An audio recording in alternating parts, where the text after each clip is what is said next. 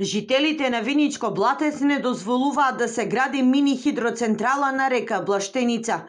Тврдат дека трасата на цевководот ќе минува низ главниот водовод на селото и директно ќе го загрозува водоснабдувањето и земјоделието.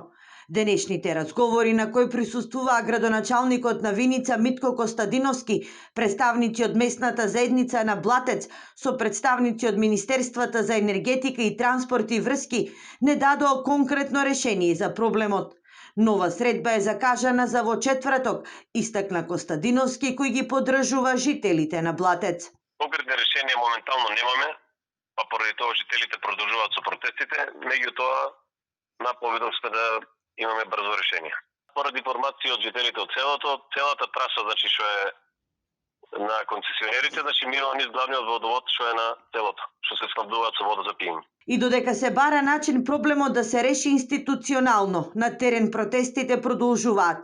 Веќе трет ден со рампа и жив штит, жителите не дозволуваат движење на градежна механизација кон локацијата, стравувајќи од еколошки последици и нов бран иселување.